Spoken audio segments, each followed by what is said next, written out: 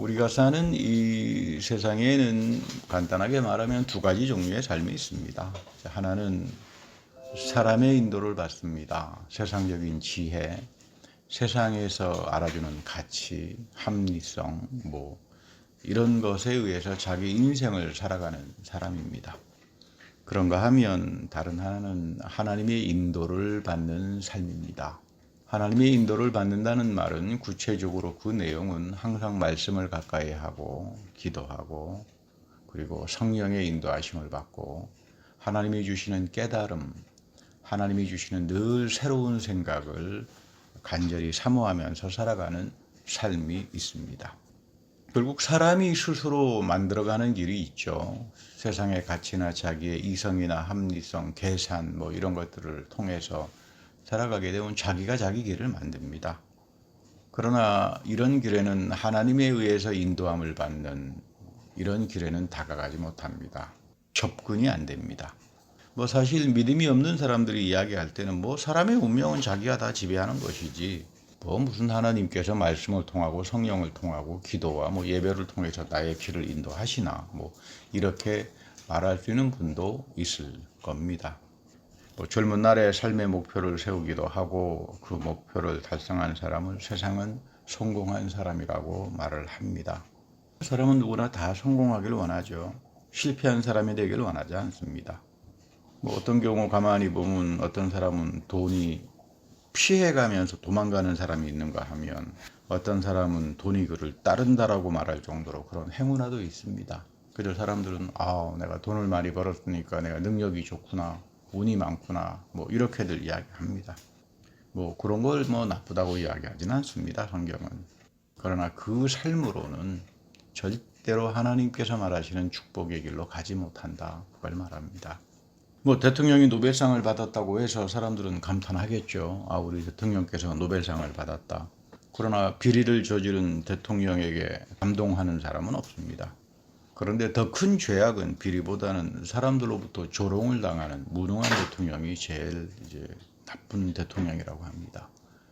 근데 어쨌든 오늘 우리 요한복음에서 예수님께서는 아주 중요한 말씀을 하시는데 그것은 하나님이 우리를 위해서 예비하신 길이 있다. 나를 위해서 예비하신 하나님의 길이라고 하는 게 뭘까? 그 길을 먼저 예수님이 가는 겁니다. 그것은 미랄의 삶이고 이 길을 통해서 하나님의 영광을 받는 길이다. 이렇게 말합니다. 그런데 중요한 것은 미랄 하나예요. 하나입니다. 예수님은 미랄 하나로 살았습니다. 그런데 온 인류에게 구원과 생명과 축복을 가져다 줍니다. 마찬가지로 하나님은 우리를 만날 때 미랄 하나로 살길 원합니다. 누구하고 비교할 것도 없습니다. 누가 높고 낮다 이런 거 하나님께서 전혀 관심 갖지 않습니다. 많은 사람을 원하지도 않습니다. 하나님이 교회를 세워주신 이유는 미랄 하나로 살아가라. 그 미랄 하나로 살아갔던 삶의 모습이 예수님이요. 이 모습 그대로 쫓아 살았던 사람들이 바울이요. 또 구약에서는 아브라함이요. 그렇게 나타납니다. 아브라함은 미랄의 하나로 살아서 믿음의 조상이 되었죠. 우리처럼 모든 믿는 자들의 복의 근원이 되었습니다. 왜 우리처럼 믿는 모든 자들의 복의 근원이 됐을까요? 내가 여러분들이 아브라함처럼 살아보니까 정말로 하나님께서 똑같이 나에게 아브라함처럼 영적으로 축복을 하더라. 저는 여러분들 가운데 이런 축복을 체험하고 사는 분들이 있다는 걸 압니다. 저 역시 어떻게 하면 내가 아브라함의 믿음을 그 본을 받으며 살아갈까? 그 아브라함처럼 살려고 하는 믿음과 순종과 그 봉헌과 이 속에서 내가 생각하지 못했던 하나님의 넘치게 주시는 축복을 체험하면서 삽니다. 그것은 여러분들도 미랄의 하나처럼 아브라함처럼 살려고 애를 쓰는 사람들에게 그대로 살아계신 하나님이 역사하는 것을 저도 깨닫습니다. 흔히 세상 사람들은 문신 새기는 거를 요즘에는 그 태투 문신 생기는 게 아주 유행이 돼가지고요. 근데 별로 이렇게 좋아하지들 않죠. 원래 아프리카 문화이기도 하고 또 동남아 쪽에서 이제 문신 새기기도 합니다만은 그 문신 제일 좋아하는 사람들이 조폭들이라고 합니다. 어느 사회학자가 왜 이 조직 폭력자들은 조폭들은 문신을 새기는가 하고 연구를 해봤더니 첫째는 우리는 하나다. 같은 문신을 새겼으니까. 두 번째는 우리는 조직에 충성한다. 그래서 이제 몸에 이제 문신을 새긴다 그래요. 이 사람들의 이 사회적인 특징을 연구해 보니까 몰려다닙니다. 혼자 다니는 걸 겁내해요. 이 사람들은 미랄로 살지 못합니다. 때로 몰려다닙니다. 두 번째는 가장 자주 만나는 모임 장소가 목욕탕이라 그래요. 세 번째는 뭐 다 형님 이렇게 부르고요. 네 번째는 가장 이 사람들이 사랑하는 게 돈입니다. 돈. 그래서 이 사회학자의 결론이 조직 폭력배는 사회적으로는 참 나쁜 거고, 그렇지만 한 가지 사회적으로 좋은 거는 이 사람들에게는 이제 의리는 있다. 자기 집단에 대한 의리. 그러면서 이분이 한탄하는 게 정작 시민으로 살면서 어떤 모임에 속하면서 밥 먹듯이 배신하고 자기 의무도 지키지 않고 룰도 지키지 않고 사는 사람들이 오히려 교회에 넘치게 많다. 뭐 이런 글을 읽으면서 참 제가 낯이 뜨거웠습니다. 교회가 믿음 생활이 조폭만큼보다도 못하나. 밥 먹듯이 배신하고 밥 먹듯이 걸어차버리고 도대체 신앙의 의리라고는 찾아보기야 찾아볼 수 없는 이런 존재들인가. 근데 하나님은 전혀 그런 사람들에게 역사 안 하는데, 하나님은 아브라함처럼 바울처럼 미랄 한 사람을 가지고 그 영혼을 변화시켜서 완전히 새로운 존재로 만들어서 봉사도 하게 하고 선행도 하게 하고 하나님의 어린 양의 축복을 듬뿍 받아서 모든 사람들에게 복의 근원으로 살기를 원하시는데, 왜 우리는 오늘날 교회는 이렇게 돼버렸을까? 사실 믿음 생활이라고 하는 거 미랄로 사는 겁니다. 그리스도의 흔적을 내 삶 속에 남기는 겁니다. 여러분들 하나님 앞에 갔을 때에 여러분들에게 남기는 거 아무것도 없습니다. 여러분들이 많이 배운 사람입니까? 그거 하나님 필요하지 않습니다. 여러분들이 돈이 많습니까? 하나님 여러분들의 돈 필요하지 않습니다. 하나님께서 마지막 심판할 때 여러분들에게 물어보는 건 딱 하나입니다. 너의 몸에, 너 삶에 그리스도의 흔적을 가지고 살았느냐? 그거밖에 없습니다. 너의 몸에, 너 삶 속에 정말로 의로움을 주는 믿음을 가지고 살았느냐? 미랄 하나로 살았느냐? 그리스도의 흔적이 너 삶 속에서 살아 움직였느냐? 하나님은 이걸 물어보시지. 너가 무슨 뭐 대통령이었느냐? 너가 무슨 거대한 부자였느냐? 너가 무슨 이런 거, 거대한 학자였느냐? 이런 거 아무런 의미가 없습니다. 바울은 이것을 깨달았기 때문에, 여러분 사도 바울은 부자였습니다. 아버지가 그 텐트를 쳤던 굉장히 큰 비즈니스였어요. 요즘 우리식으로 말하면 호텔업이죠. 그 당시는 뭐 호텔이 없으니까 이 텐트를 통해 가지고 그 유목민들, 여행하는 사람들 그 여행 비즈니스를 했으니까 상당히 부자였습니다. 아버지가. 당대 최고의 학자였지만 바울은 분토처럼 던져버렸다고 합니다. 왜? 이 사실을 깨달았기 때문이죠. 내가 하나님 앞에 갔는데 하나님이 나에게 물어보는 게 너 그리스도의 흔적을 얼마나 가지고 살았느냐, 성령이 주신 믿음의 의로움을 가지고 살았느냐, 이거는 물어보는데 내가 가지고 있는 내가 가지고 있는 뭐 학력, 지식 이런 게 뭐가 소용이 있나. 우선순위가 바뀌어지는 거죠. 이사야는 42장을 읽어보면, 이사야 42장에 보면 우리의 인생이 눈먼 인생이었다 이런 말을 합니다. 이스라엘의 백성아, 너희들은 눈이 멀었다. 너희들 그 눈에 보이는 뭐 우상숭배, 음행, 뭐 국가, 이 모든 것들에 너희들은 눈을 뜨고 살았다고 할런지 모르지만, 그것이 세속적인 바벨론적인 가치를 쫓아서 살았던 너희 인생이 하나님 앞에서는 눈이 감겨진 백성으로, 결국 그래서 결과가 뭐냐, 너희들이 그토록 사랑하고 간절히 바랐던 바벨론적인 것, 바벨론에 끌려가서 70년간 직사하게 고생하고 노예생활 하는 거 아니냐, 한탄을 하는 거죠. 사람들이 어리석습니다. 엄청 똑똑한 척하고 모든 것을 다 가진 것처럼 행세하지만 하나님은 오늘도 너는 눈먼 자다 이렇게 말합니다. 너는 눈먼 자다. 그러나 이사야는 이 속에서 미랄 하나로 살았습니다. 그런가 하면 에레미야는 나의 운명을 하나님의 발에 채여진 돌처럼 굴러갔다. 정말 에레미야는 하나님께서 왜 나에게 예언의 말씀을 주시고 왜 성령을 부어주셔도 내 배가 너무 아파서 내 이 말씀 전할 수가 없습니다. 도망가고 싶었던 사람이에요. 나는 나의 길을 선택한 것이 아니라 하나님의 선택이 있었다. 이 예레미야 1장에 나오는 선택을 바로 자기 삶 속에서 하나님께서 이어가시는구나. 예레미야를 향한 하나님의 선택과 은혜의 길이 바로 나에게 그대로 살아계신 하나님이 이어가는구나. 이거를 가장 절실하게 깨달았던 사람이 바울이에요. 바울의 선택에 보면 전부 다 예레미야가 했던 이야기를 자기 삶 속에서 재해석하면서 이제 이야기를 하죠. 우리는 특별히 예레미야 애가를 읽으면 이건 슬픔의 노래입니다. 그토록 예레미야가 너희들은 참 잘못된 백성들이고 거짓된 예언자들, 거짓 선생들 하나님께서 반드시 심판한다. 사람들 안 들어요. 웃기지 마라. 이겁니다. 얼마나 많은 거짓된 예언자들이 그 당대에 판을 치고 권력을 쥐고 예루살렘 성전을 장악하고 교회에 하나님의 자리에 대신해 가지고 온갖 거짓말들을 터뜨릴 때에 예레미야는 아니다. 감옥에 갇혀가면서 고초를 당하면서 하나님의 바른 말씀을 전했을 때 사람들 듣지 않았습니다. 그리고는 지금 예레미야 애가는 예레미야의 눈물의 기도입니다. 결국은 완전히 바벨론에 의해서 예루살렘이 멸망합니다.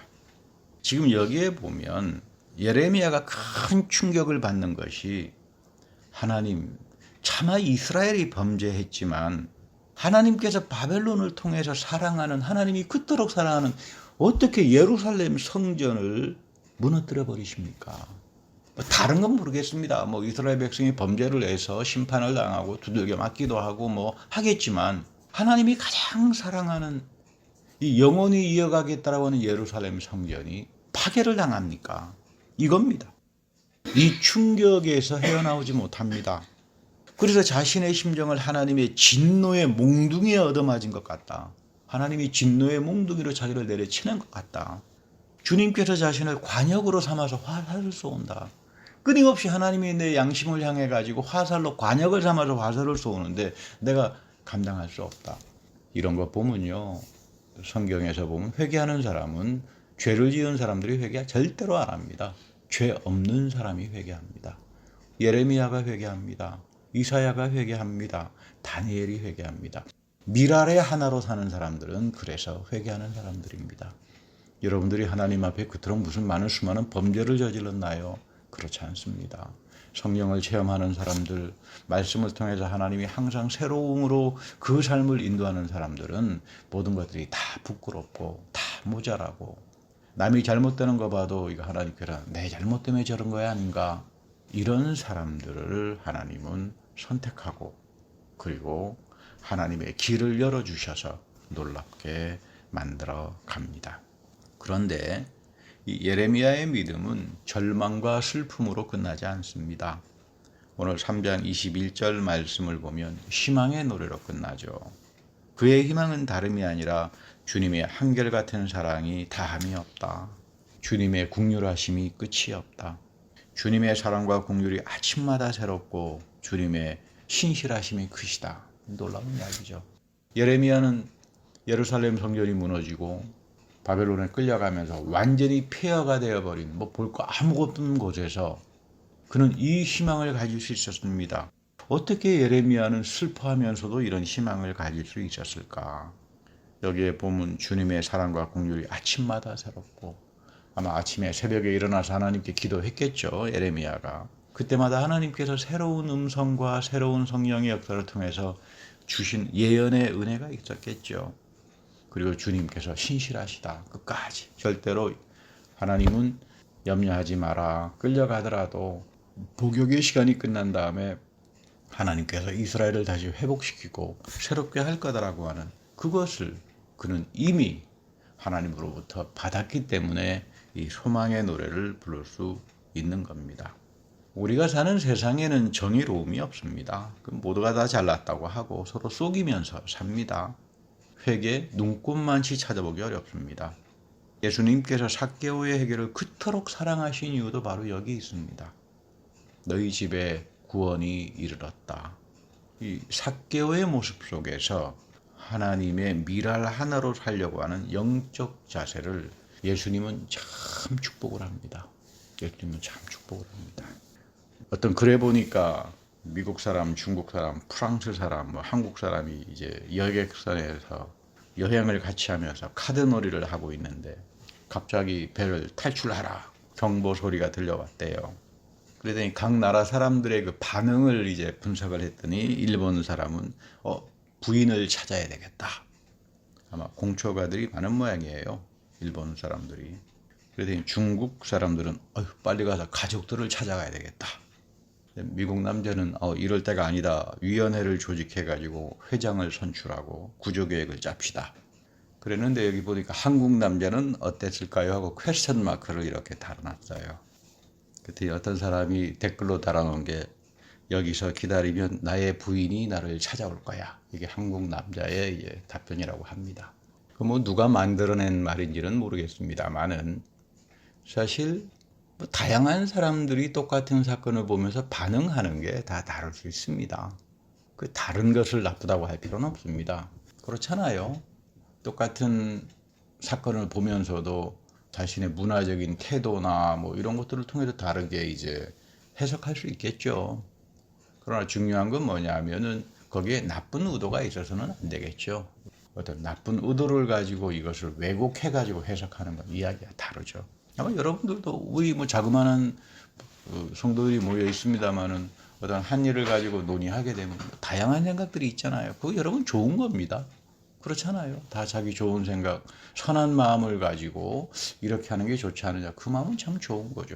그러나 악한 마음을 가지고 삐뚤어뜨리고 걸러 넘어뜨리려고 그러고 올무를 넣으려고 그러고 이제 이런 것들은 좋지 않은 마음이죠. 종종 바울은 성도들의 삶이라고 하는 건 경주자다. 경주자는 달리기에 편한 옷을 입습니다. 이 불편한 것들은 벗어버리죠. 우리 히브리서 12장 1절에 보면 얽매이기 쉬운 죄를 벗어버리라.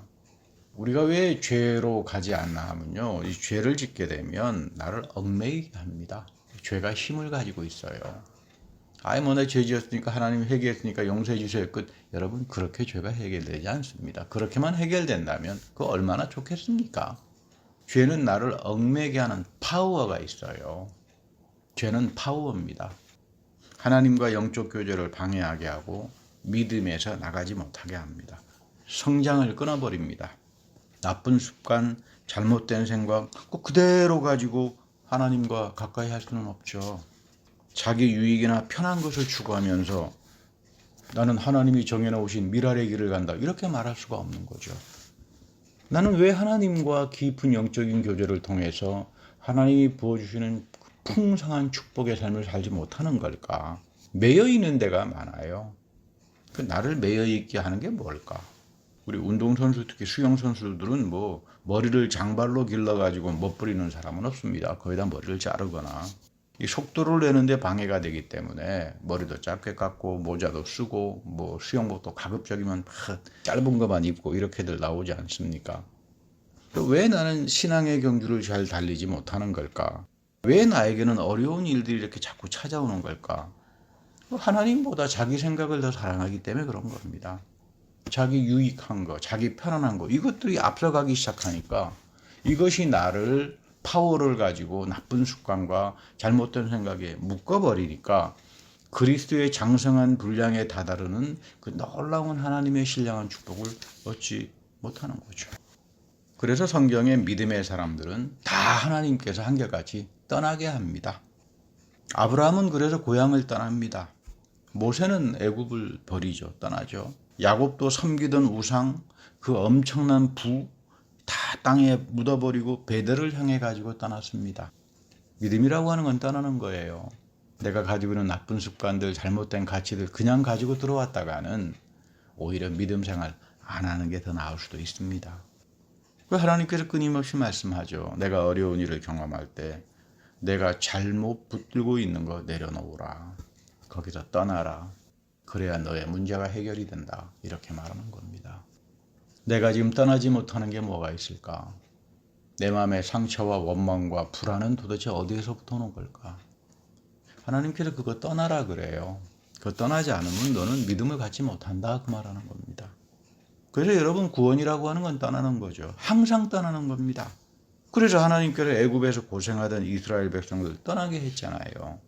그리고 떠나는 사람은 뒤를 돌아와서는 안 됩니다. 자꾸 뒤를 돌아봐서 향수를 가지고 그리워하면 롯의 아내처럼 광야에서 다 쓸어 넘어간 이스라엘 백성들처럼 하나님의 약속하신 가나안 땅에 도착하지 못하잖아요.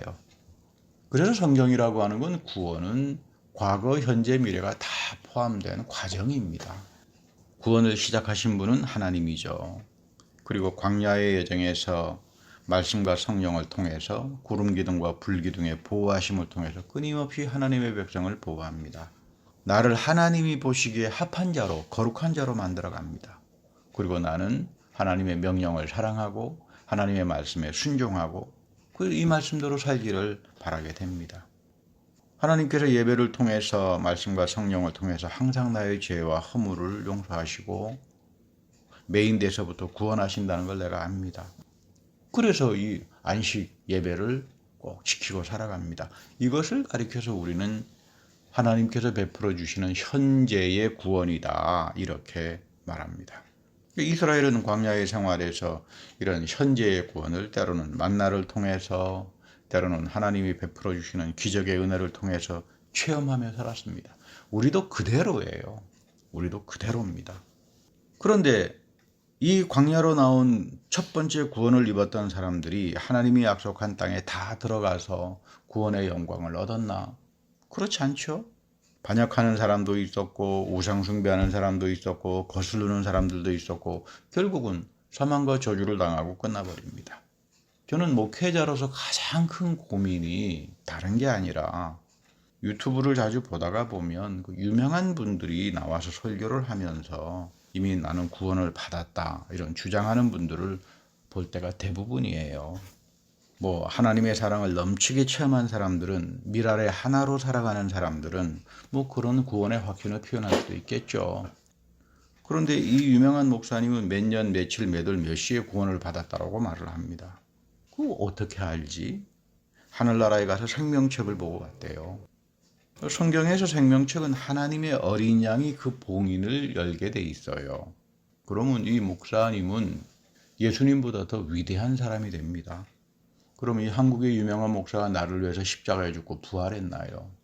이런 거짓된 선생들의 다시 말하면 터져나오는 잘못된 구원론이 교회를 바벨론 교회로 망가뜨려 버리는 겁니다. 하나님의 어린 양의 축복은 거짓말을 하거나 자기 멋대로 신앙생활을 하는 사람들에게 주어지는 것이 아닙니다.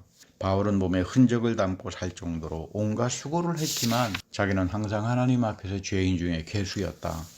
이렇게 살았습니다. 달라도 너무 많이 다르지 않은가요? 성경에서 구원은 하나님이 시작하고 나의 현재의 삶에서 말씀과 성령과 예배를 통해서 현재 진행형으로 이루어갑니다. 그리고 마지막 약속의 땅인 몸의 부활인 영원한 생명으로 가는 전체를 우리는 구원이라고 말합니다. 애굽에서 해방되고 구원됐다고 해서 이스라엘 백성들은 중도에서 뱀의 음성을 들었고 우상 숭배와 음행의 길을 간 사람들은 다 심판으로 끝납니다. 그래서 바울이 말합니다. 두려움과 떨림으로 너의 구원을 이루면서 살아가라. 이것은 내가 나를 구원하는 것이 아니라 매일의 회개와 성령의 인도하심을 통해 하늘의 미랄로서 하나님 앞에서 거룩한 삶을 살아가라. 나 역시 이렇게 살지 못하면 주님으로부터 버림을 받을까 두렵다. 그 이야기입니다. 이런 길, 이런 미랄의 길에서 살아가는 사람들이 하는 봉사, 선교, 선행을 하나님은 미랄의 축복으로 받아주시는 거죠. 이거를 통해서 놀라운 역사들을 하는 겁니다. 그러니까 여러분 뭐 내가 하나님 나라의 일을 위해 가지고 뭐 엄청나게 뭐 일을 하고 이런 어치브먼트, 큰 업적을 남기고 하나님 그런 데 관심 없어요. 내 손에 들려있는 게 아무것도 없습니다. 보리떡 5개 가지고 하나님은 역사합니다. 문제는 내가 얼마나 정직하게 하나님 앞에서 미달의 어린 양으로 살아갈까. 그리고 내가 얼마나 하나님이 사랑하는 것을 나도 사랑하면서 살아갈까. 근데 하나님 나에게는 가지고 있는 게 내가 할 줄 아는 거는 이거밖에 없습니다. 대단히 작은 겁니다. 하나님은 그거를 가져서 오병이어의 기적이라고 하는 게 여러분 다른 게 아닙니다. 하나님의 손에 들려 쓰여져야 돼요. 성경에 대한 정보 지식은 너무나 많이 아는데 살아계신 하나님에 대한 체험, 영원한 구원에 대한 확신, 그리고 내가 이 하나님 말씀의 가치를 가지고 살아가겠다. 이런 사람들이 없어요. 다 하나의 지식 노름에 끝나고 맙니다. 여러분 지식이라고 하는 건 사람을 구원하지 못합니다. 내가 수월의 죽음의 현장에 떨어졌을 때, 내가 절망 가운데 떨어졌을 때 여러분들이 가진 지식이, 여러분들의 가진 돈이 여러분들을 구원합니까? 못합니다. 살아있는 생명의 말씀, 살아계신 하나님만이 나를 구원합니다. 이것을 절박하게 느끼고 살아갔던 사람이 바울이었고, 마찬가지로 우리 역시 미랄의 하나로 살아가는 여러분들에게 이 축복이 끊임없이 부어진다는 그런 이야기죠. 나는 여러분의 봉헌을 보면서 깊은 감동을 받는 사람입니다. 여러분들 세상적으로 부유한 분이 계십니까? 무슨 재벌이 있습니까?